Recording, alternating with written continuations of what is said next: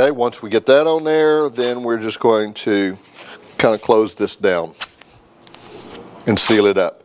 Again, if you're doing an ankle tape job, if flare, you're already supporting that, you just do this and then tie this right into the ankle tape job. Okay?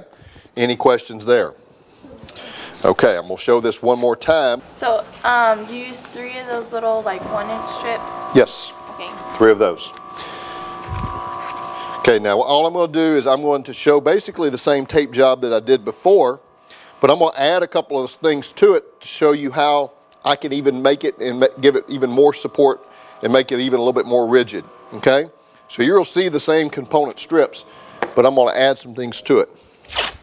What I just showed you is how I'm going to test you.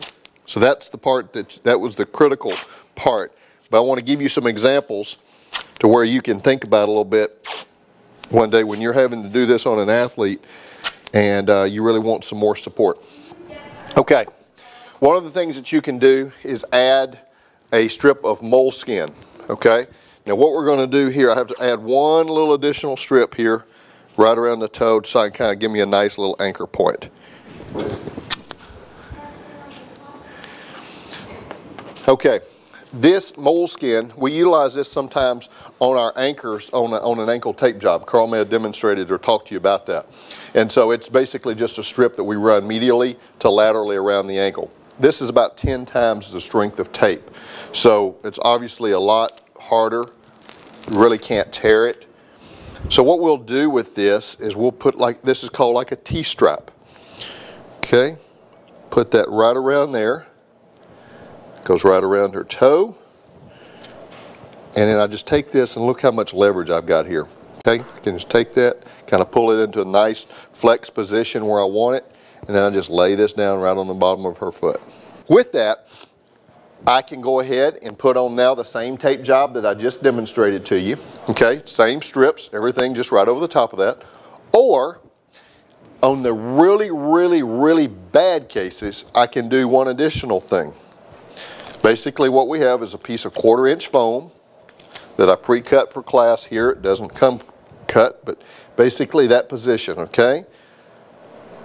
Amazing, I knew I was going to do her right foot. Okay, you're going to, same type of deal, you're going to lay that down. And actually I didn't realize how small a foot I was going to be doing, so I need to customize that a little bit. Okay, there we go. Now, I would come through and add my same strips, which I will do. Now, one of the benefits by adding this pad here is you've already got a joint, this metatarsal phalangeal joint, is already really sore and irritated. And even just the normal pressure of walking on it sometimes is irritating. So by adding this pad underneath here, we'll take off some of the stress a little bit off of the foot and soften that up just a little bit, that contact point. So, we're back to the same strips.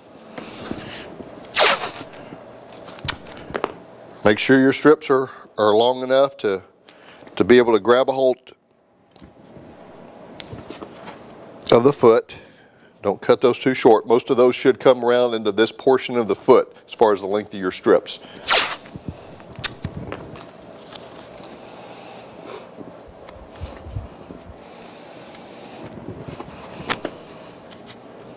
Okay, and then what's our next things? C-strips, good. We're going to put about 3 of those on.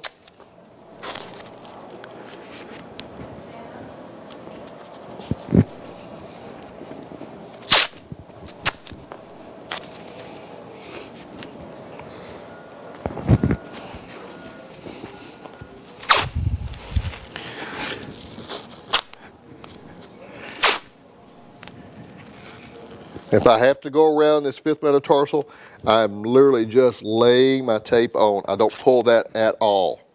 Okay, remember we don't want to pinch that. Okay, I've got a little tab sticking out at the end there, and I can close that up with just a little power flex right over the top of that, or some type of elastic tape, and that will keep that sealed up.